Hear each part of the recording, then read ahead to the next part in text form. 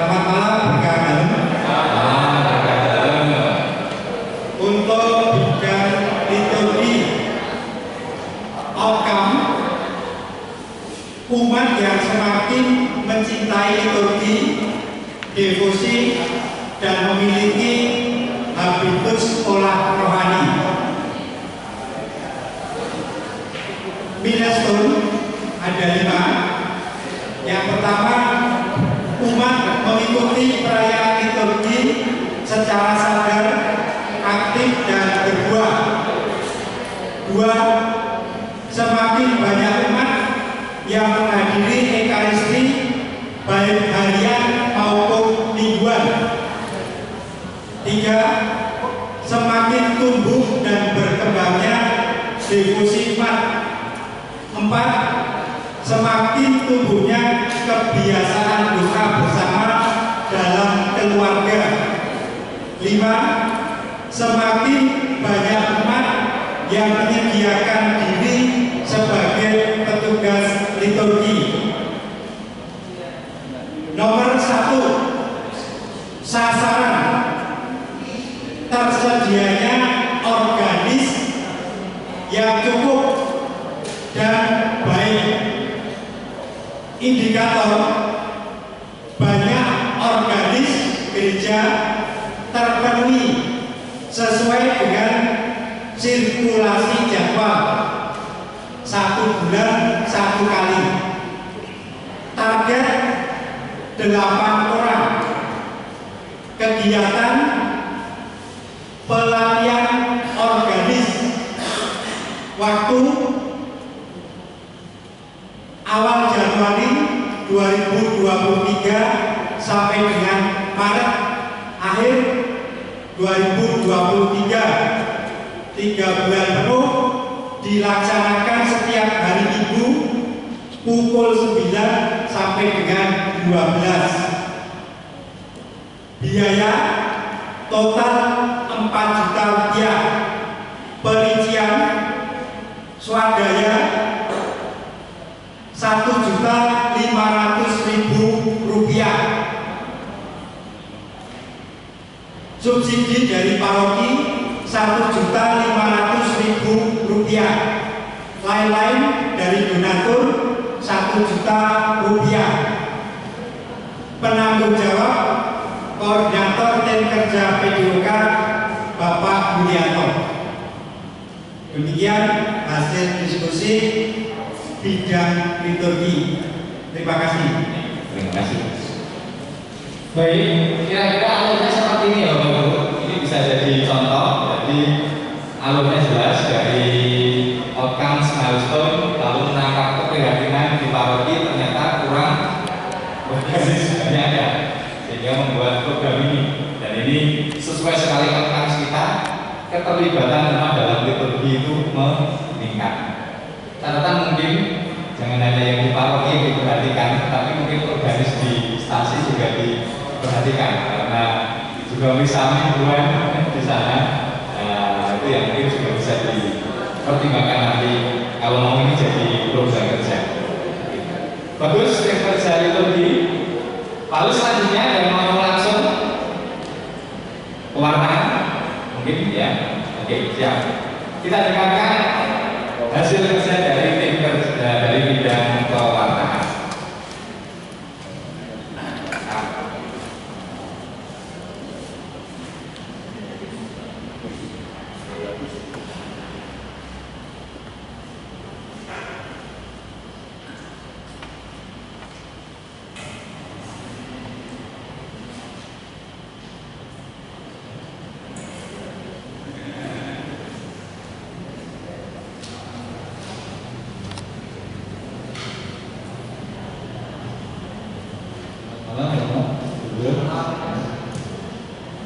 Untuk bidang kerasulan suci, outcome-nya umat yang beriman dalam dan tangguh serta berbagai dan sebagainya. Yang keempat, semakin tersedianya sarana pembinaan iman dan kepribadian. Dan sasaran dari kerasulan suci ini menambah wawasan, kecintaan, dan memahami kitab suci. Indikatornya adanya peningkatan pengetahuan tentang kitab suci. Targetnya kita umat dewasa dan lansia supaya semakin mengenal kitab suci. Kegiatannya nonton bersama tentang penjelasan kitab suci dan berdiskusi. Waktunya nanti akan diperkirakan bulan Maret dan Juli. Jadi untuk Januari dan Februari kita akan melakukan pendataan dulu. Untuk biayanya sementara belum ada dan penanggung jawabnya Bu Kris. Terima kasih. Terima kasih untuk bidang pewarnaan, secara khusus tim kerja kitab suci, ya, karena tidak semua hadir juga ya tim kerja pewarnaan. Untuk milestone, tidak semuanya harus ditulis, bisa diambil satu atau diambil dua yang kira-kira mau digarap di paroki, gitu ya. Tidak harus semuanya juga. Jadi misalnya kalau tim tadi semuanya itu sudah mencakup, lalu tim pewarnaan tadi satu tidak apa-apa. Catatannya untuk sasaran, tadi sasaran kan apa tadi? Menambah Wawasan dan sasarannya ya menambah wawasan, kecintaan dan memahami kitab suci.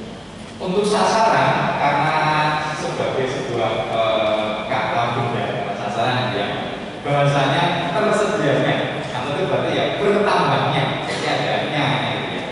Kalau menambahkan masih bahasa kata kerja. Jadi kita tahu, oh ternyata arahnya ke sana sebagai tujuan itu berarti ya bertambahnya. Ini untuk catatan editorial ya.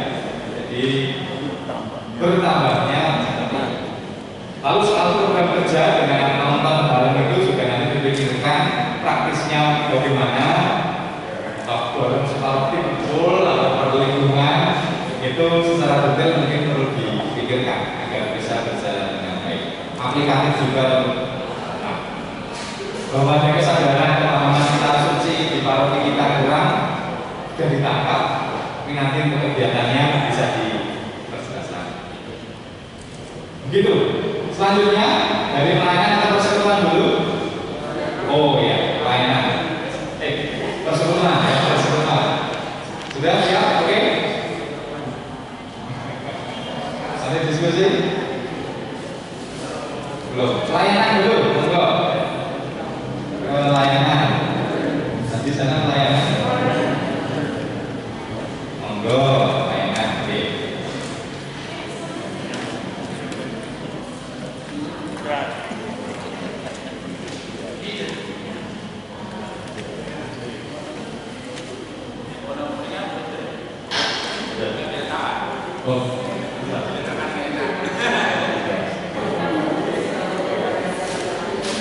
Baik, mari kita dengarkan dari pelayan. Kami bidang pelayanan coba merumuskan berdasarkan panduan yang ada. Outcome memberdayakan potensi umat dalam bidang sosial, ekonomi, pendidikan, kesehatan, politik, dan budaya dan hukum. Umat yang memberdayakan potensi di segala bidang agar semakin sejahtera, berwawasan kebangsaan dan harmonis. Tapi kami belum merumuskan khusus ini loh, kemudian terkait dengan kepedulian lingkungan, umat yang semakin mencintai keutuhan ciptaan dengan terlibat dalam gerakan pelestarian lingkungan. Kemudian milestone, lembaga pendidikan berkembang dengan baik. Indikasinya anak semakin dapat pelayanan pendidikan yang baik dan mendapatkan beasiswa. Kemudian untuk yang kedua berkaitan dengan lingkungan, semakin kuatnya habitus yang berorientasi pada gerakan ekologis. Kemudian untuk programnya sasaran pendidikan, tersedianya beasiswa untuk siswa tidak mampu. Indikatornya kita mendata donatur dan menerima beasiswa, targetnya sementara 15 anak. Kegiatannya pencarian donatur, kemudian mendata siswa yang akan menerima beasiswa. Waktunya Januari sampai Desember, total biaya 10 juta, penanggung jawab tim kerja juga. Kemudian yang kedua terkait dengan lingkungan, bersama untuk umat lintas agama mengelola sampah organik dengan membuat ekoenzim. Indikator kelompok kecil gereja bisa membuat ekoenzim kemudian dibagikan kepada umat lain. Targetnya umat paroki dan umat lintas agama. Kegiatan sosialisasi pelatihan pembuatan ekoenzim. Waktunya Januari sampai Desember 2023. Total anggaran 5 juta. Penanggung jawab tim kerja Kerawang dan lingkungan hidup. Kerawang ya? Pak Warto Kerawang. Rasulan. Terima kasih. Terima kasih Gubernur dari bidang pelayanan. Kekasan dari bidang pelayanan tadi ternyata satu tim bidang bisa mencantelkan programnya itu di lintas misi. Dia dari misi tadi disebutkan misi yang keempat, memberdayakan soal pendidikan dan ekonomi itu karena beasiswa. Lalu juga misi ketujuh. Ini dimungkinkan. Asal nanti di penulisan program kerjanya cantelannya jelas yang mana.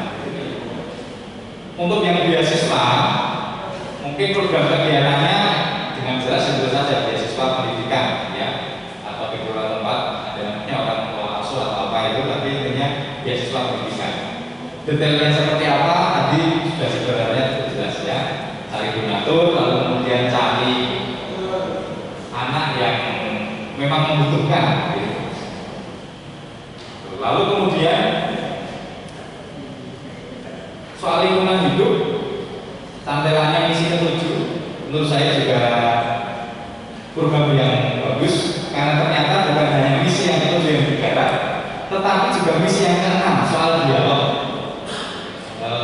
Selain soal budaya, soal lingkungan hidup ini juga bisa menjadi kegiatan lintas iman yang menyatukan. Ya. Bumi ini kan ini bersama. Nah, kalau ada program soal pengelolaan lingkungan berbasis lintas iman itu juga bagus sekali. Dan tadi tim pelayanan menangkap ini sehingga membuat program yang hari-hari ini juga cukup diangkat viral, yaitu tentang ekoenzim. Ini sesuatu yang menarik. Jadi satu lingkungan hidup, satu juga kegiatan dialog lintas iman. Sekali satu kegiatan tapi ternyata menyentuh berbagai aspek, ini bagus. Itu catatannya mungkin nanti soal biaya perinciannya diperlukan. Pentingnya perincian di biaya ini agar nanti Dewan Keuangan bisa membuat total kebutuhan yang harus dikeluarkan oleh paroki. Karena ada yang model swadaya itu mungkin iuran peserta. Lalu paroki, ini subsidi paroki, lain-lain mungkin nanti ya donatur itu di lain-lain. Nah, kepentingan ada dari paroki ini biar nanti ketika sudah terkumpul semua bisa direkap jumlah. Kira-kira paroki kita itu setahun butuh berapa? Dewan Keuangan baru berpikir, ya itu semua bagaimana? Begitu, terima kasih tim pelayanan. Selanjutnya persekutuan tadi yang berbeda. Silakan. Ya, masih.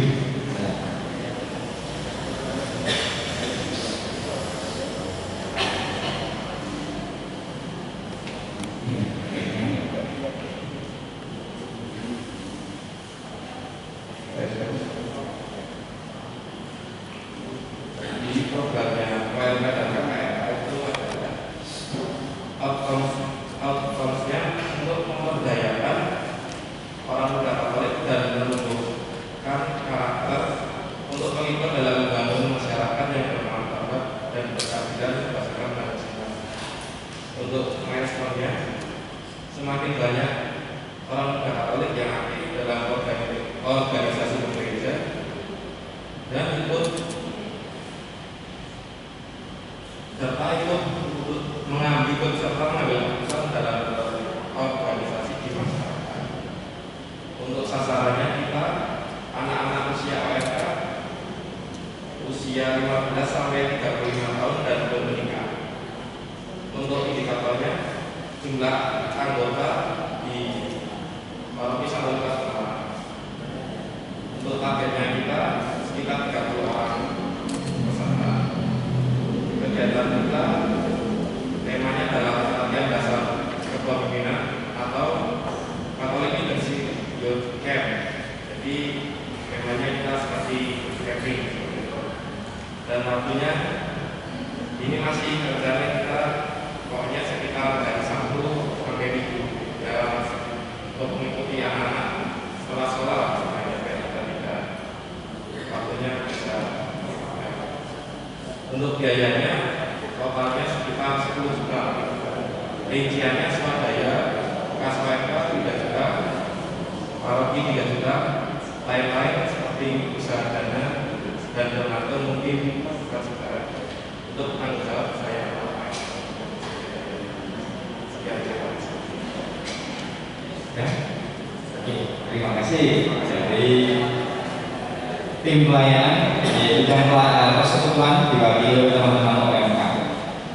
Keprihatinan yang ditangkap teman-teman OMK adalah sepertinya ya, jumlah OMK yang terlibat itu masih sedikit ya. Kalau tadi melihat soal kegiatannya LDK ya, kemungkinan bisa dicantolkan di misi kelima karena di sana membangun masyarakat. Apalagi kalau LDK itu fokus menggarap soal kebangsaan. Tapi ternyata juga lebih kuat di sisi cari OMK yang terlibat gitu ya. Kalau soal mencari OMK yang terlibat sepertinya lebih pas itu di misi yang ketiga soal partisipasi seluruh umat. Ya, partisipasi seluruh umat. Walaupun saya lagi satu kegiatan bisa lintas misi, tapi tadi kan untuk partisipasi. Jadi di sana bisa ditulis itu outcomes, milestone. Terutama milestone-nya yang kelihatan adalah semakin terlibat dalam menjalankan 4 pilar hidup Indonesia.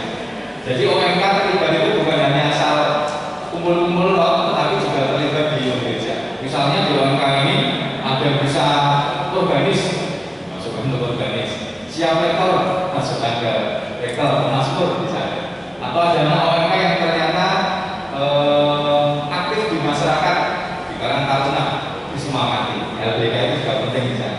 Jadi ketua OSIS di sekolahan ini juga harus didorong.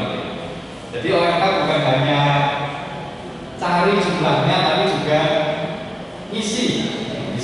Mereka di OMK juga dapat input apa, agar semakin terlibat partisipasi. Sasaran sekali lagi bahasanya meningkatnya, bertambahnya atau tersedianya jadi kata objek ya kalau dalam kata benda kalau dalam bahasa Indonesia bukan kata kerja karena ini sasaran begitu. Nanti beberapa hal bisa diperhatikan dengan perhatikan kelompok yang lain. Oke, terima kasih dari teman-teman tim kerja bidang persekutuan. Selanjutnya dari bidang umum rumah tangga umum, silakan monggo yang 5.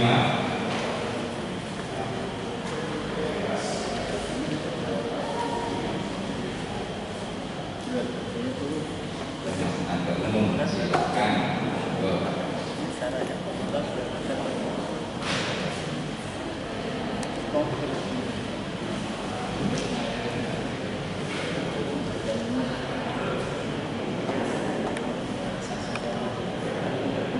Untuk jaminan kita kebetulan tadi ya membuat untuk ada dua sasaran. Outcomes-nya tersedia sarana dan prasarana khusus khususnya aula dan toilet gereja yang memadai dan nyaman. Kemudian milestone-nya meningkatkan kinerja karyawan dalam pemeliharaan fasilitas gereja, menyadarkan umat akan kebersihan fasilitas gereja bersama-sama. Kemudian milestone ketiga memberikan kebersamaan umat untuk pembangunan fasilitas aula gereja yang baru. Sasaran pertama pembangunan aula ini sudah dilakukan. Indikatornya tersedia ruang yang memadai dan nyaman.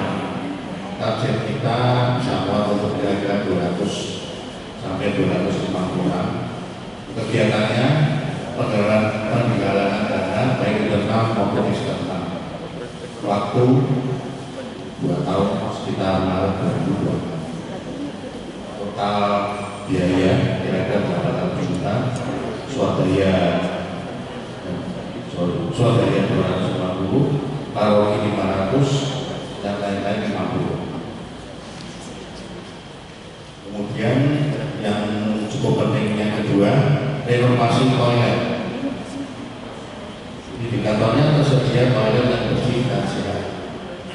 Targetnya fasilitas saniter dan berbagai yang lebih baik fungsi-fungsi saniternya. Kegiatannya meningkatkan pemeliharaan fasilitas umum tersebut dan usaha. Waktu September 2023. Total biaya diperkirakan 10 juta, 5 sampai 10 juta. Saya kira cukup itu. Terima kasih dari bidang umum, bidang 5. Kekasan bidang 5 memang tidak langsung menyangkut pastoral paroki, karena lebih ke fasilitas penunjang sarana prasarana penunjang dinamika kehidupan gereja. Tapi sebagai sebuah sistem kerja, bagus tadi sudah disampaikan prihatinan paroki kita, terutama soal perbaikan toilet, gitu ya. Dan tadi sudah disampaikan kerjanya mau bagaimana. Dengan keuangan pun juga karena ini pastoral tidak akan banyak, mungkin tidak akan memakai form ini. Sayangnya Keuskupan juga belum membuat pedoman dengan keuangan itu bagaimana. Masing-masing paroki ini ditafsirkan sendiri, termasuk program kerjanya seperti apa. Kita tunggu saja, semoga dibuat segera. Yang jelas bekerja dengan semangat yang baru ini, ya. Dengan semangat sistem yang baru ini untuk perkembangan gereja kita selanjutnya di Keuskupan. Lain-lainnya kita sudah latihan. Kalau masih agak kekurangan ya bagian dari proses kita, tapi saya melihat tadi kita sedikit sudah paham ya tentang sistem yang baru. Ini yang program visioner, tapi lebih daripada itu kan yang publik juga penting. Jadi jangan hanya terpaku visioner fokus sekali, tapi yang penting dilupakan. Nah, yang jelas, apakah ada pertanyaan lebih dahulu?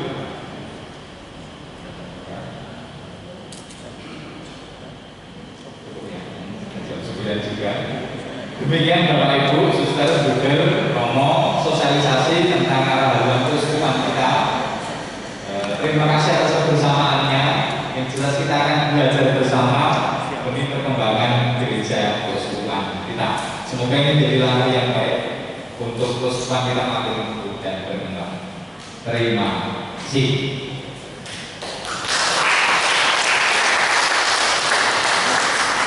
Ya. Puji syukur kepada Tuhan Bapa yang Maha Kuasa.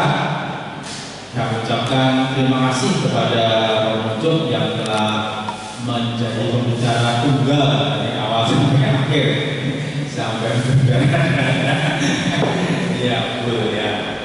Terima kasih juga kepada Pastor Paroki yang telah menyediakan segalanya untuk kita semua. Terima kasih kepada Bapak Ibu yang berkenan mengikuti kegiatan ini dari awal sampai akhir, dan semoga kegiatan kita ini menjadi dasar untuk nanti kita bekerja lebih lanjut. Selanjutnya Romo akan memberikan kata kunci. Iya, Bapak Ibu saudara-saudari, Suster Bruder Romo, saya mengucapkan terima kasih kepada Romo Yusuf Widianto yang sudah menemani kita sebagai perwakilan dari Bapak Uskup untuk menerangkan hasil sinode ini. Memang tugas tim untuk menerangkan. Terima kasih juga untuk Bapak Ibu yang sudah mulai mempunyai gambaran pencerahan bagaimana membuat program kerja yang rutin tetap kita kerjakan, kemudian yang visioner tadi kita buat. Tidak harus satu tim kerja bikin satu, bisa juga satu bidang itu mau bikin satu saja atau mungkin dua dan seterusnya. Terus yang ketiga, mungkin ada yang baiknya untuk ke depan semua keuangan itu dilaporkan ke bendahara, sehingga akan kita laporkan ke keuskupan. Misalnya selama ini saya tidak lihat keuangan toko, misalnya keuangan PSE, artinya berapa yang didapat dari dana dari APP, berapa yang sudah ngangsur iuran yang dikembalikan, karena itu kalau orang pemberdayaan biasanya kita minta dana dari APP dan dikasih, itu kalau pemberdayaan mereka mengembalikan dan mengangsur apakah lancar atau tidak, karena akan diminta pertanggungjawabannya dari Romo Tinjo, yaitu dari APP. Dan kemudian supaya bendahara juga mengetahui, tidak meminta tetapi mengetahui, tercatat, sehingga akhirnya nanti bisa juga kita menjadi bahan laporan. Seperti misalnya mungkin yang OMK itu mempunyai dana-dana, kita bisa mengetahui bendahara untuk akhirnya kita catat, tidak kita minta sekali lagi, tetapi kita catat, karena setiap kali donatur mengatasnamakan gereja, kita akan lebih baik untuk mengetahui, termasuk donatur dari Pamruk Tiloyo atau misalnya dari kematian, apakah mengembalikan atau tidak untuk petinya, itu kita donaturnya dari mana, supaya kita tahu. Kalaupun ada donatur yang tidak mau disebut namanya, kita sebut MN, tetapi tercatat di bendahara, sehingga itu juga akan kita laporkan ke keuskupan. Penggunaannya terserah, tetapi paling tidak bendahara punya catatan. Nanti mungkin tiap 1 bulan atau 2 bulan sekali bisa membuat laporan dan Romo Paroki menandatangani, kemudian nanti dilaporkan ke bendahara. Begitu saja. Dan terima kasih sekali lagi untuk semua. Saya mengucapkan sungguh-sungguh bersyukur Bapak Ibu bisa bertahan sampai akhir. Dan terima kasih untuk Romo Ucup sekali lagi yang sudah berjuang dari sore sampai malam ini. Ya, monggo sekarang saya kembali. Sebelum kita meninggalkan gereja ini, mari kita bersama-sama kita tutup dengan doa untuk Pak Chelsea, mungkin doa dan nanti berkat oleh Romo Guru. Romo, Bruder, Bapak Ibu semua yang terkasih, mari kita tutup acara kita pada malam hari ini dengan doa. Dalam nama Bapa dan Putra dan Roh Kudus. Amin. Allah Bapa di dalam surga, kami sungguh bersyukur dan berterima kasih untuk waktu mulai dari sepanjang sore hari hingga pada malam hari ini.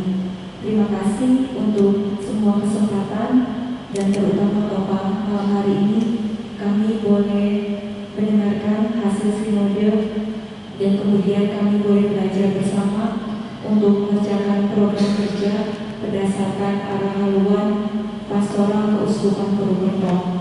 Bapak, terima kasih, semoga apa yang kami terima pada malam hari ini sungguh-sungguh boleh menjadi pedoman dan acuan kami untuk dapat semakin menghidupi panggilan dan perutusan kami ya Bapak.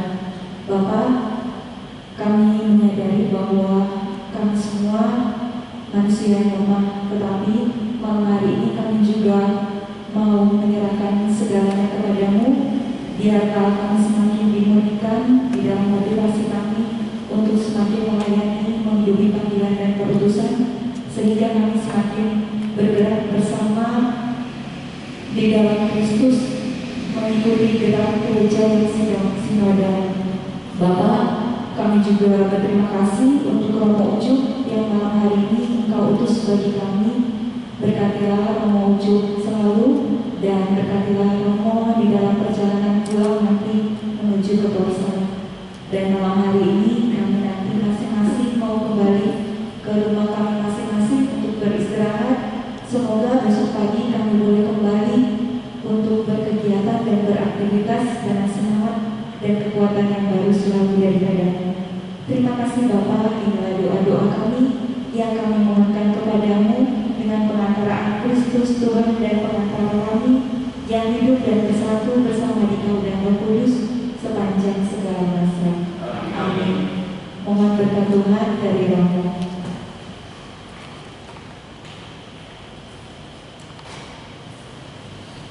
Tuhan bersamamu dan semoga kita sekalian senantiasa dibimbing, dilindungi, diberkati oleh Yang Kuasa, Bapa dan Putra dan Roh Kudus. Amin. Terima kasih. Terima kasih semuanya. Jangan mundur.